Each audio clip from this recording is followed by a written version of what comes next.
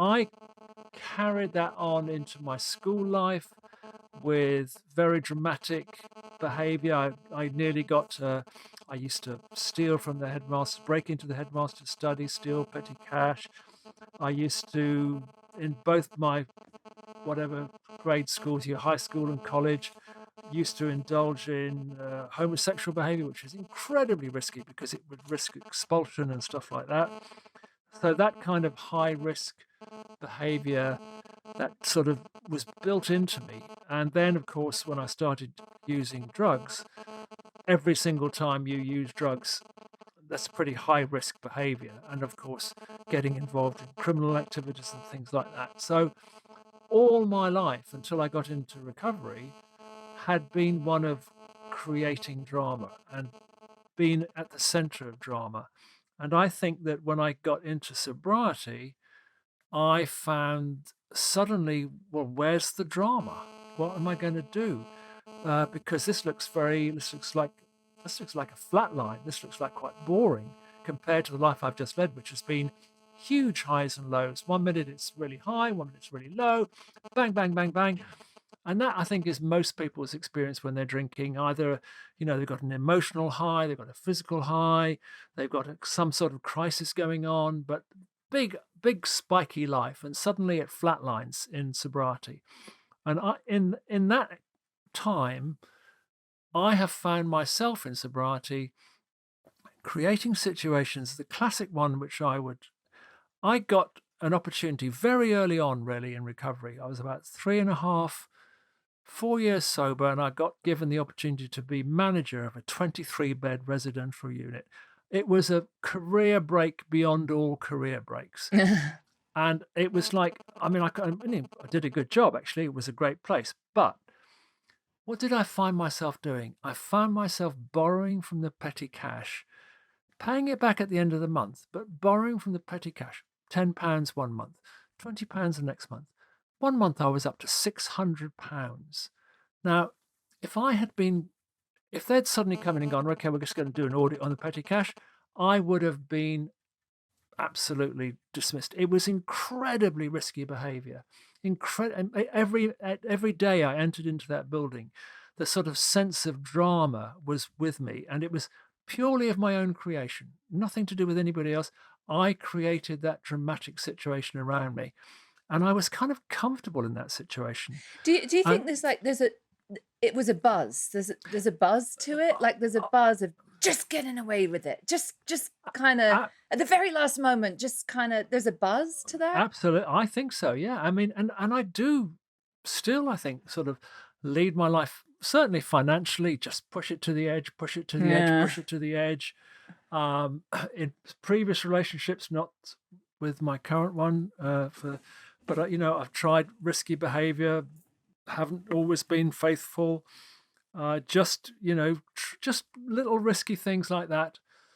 When I was felt like I was a non-entity when I was drinking and using, I would always something dramatic would have happened to me before I came to your house.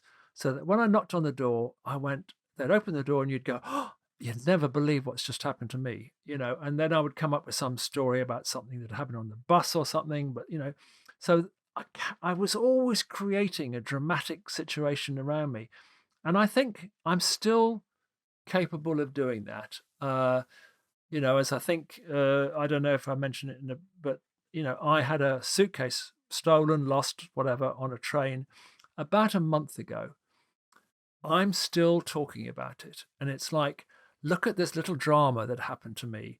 And it's over. It's gone. It's finished. It's done with. It's like 5 weeks old now. But, I'll still, oh, how you doing, Chip? Well, I'm okay. But, I lost that suitcase. I still, it's like nobody needs to know that. But I need the sort of fill that little void that I think exists with a drama. And I think that's quite common amongst people.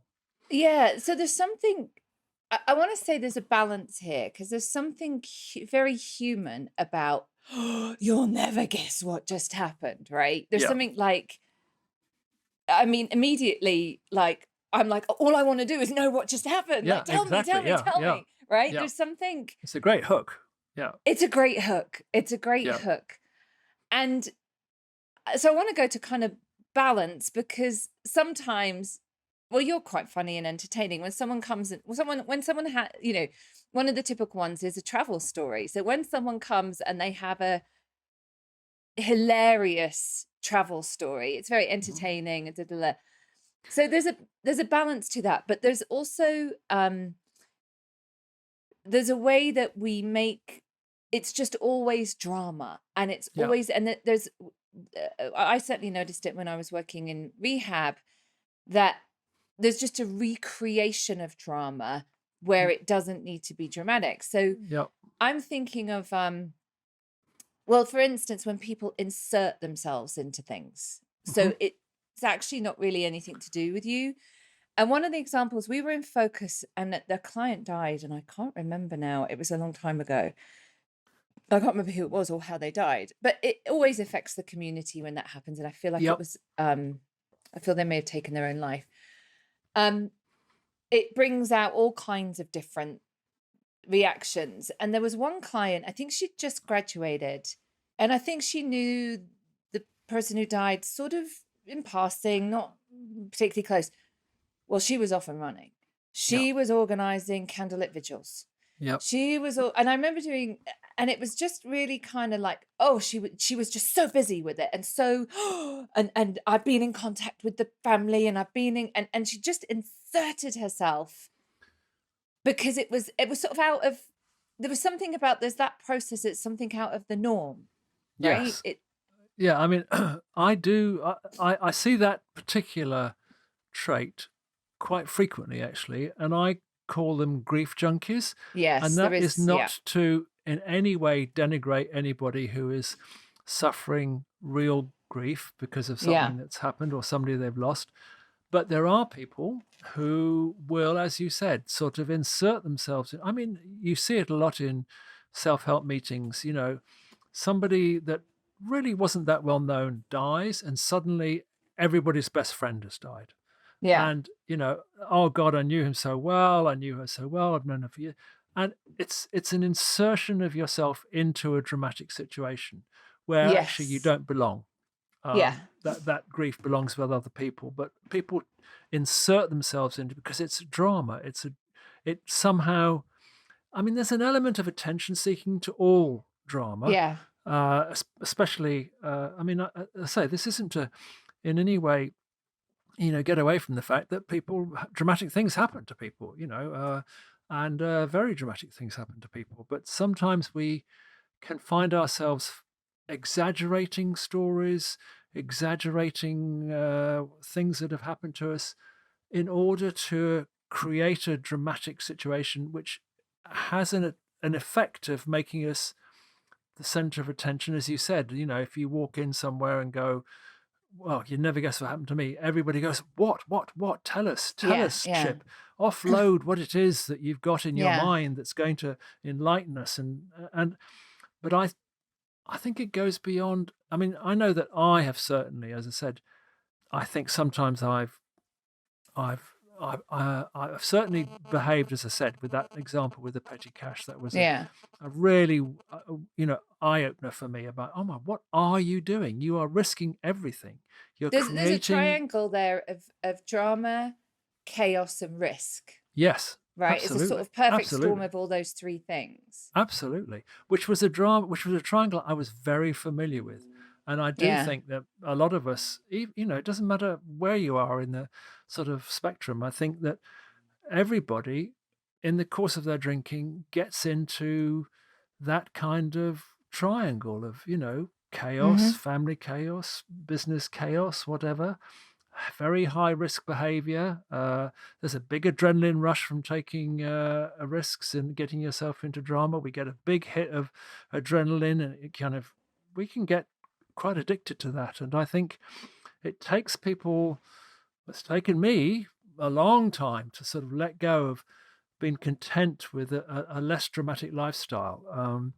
And I've got to learn also to recognize when I'm doing it in myself. And Yeah. as I said, the example of that suitcase, I don't need to talk about that any longer. It's 5 weeks old now.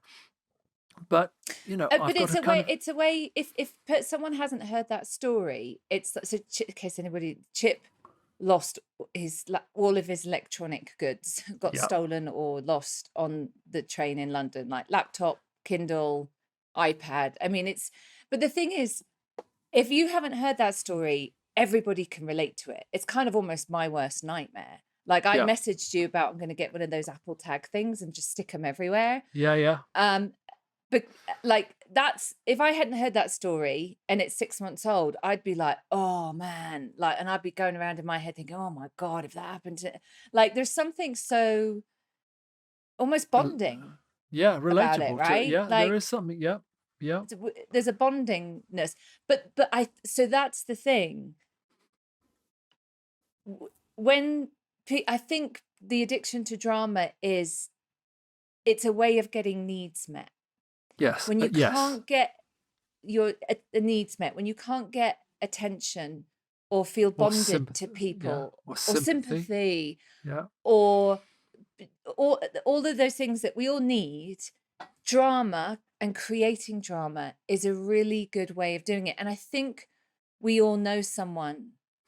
Like I just feel like there's a couple of people I've known where there's always some kind of hospital thing, either Yeah. them or Or their somebody cousin else. or Yes. their neighbor or their dog is at the vet. There's like a continuous story of terrible hospital.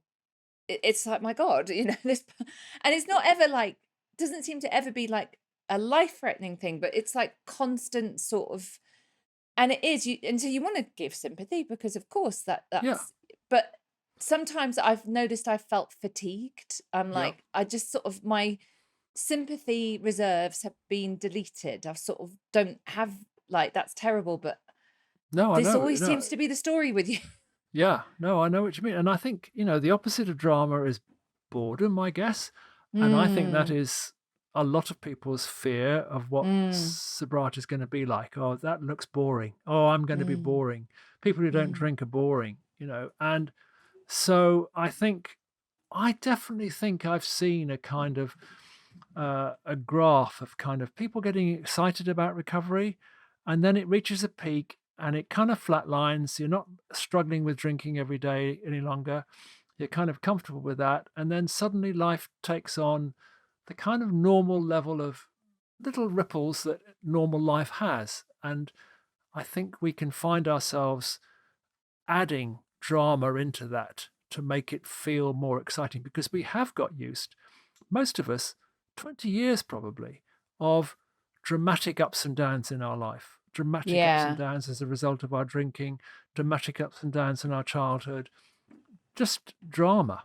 And I think when it's gone, because we're no longer we're just sort of living life's little dramas, we do get into the habit of creating drama where there necessarily isn't one.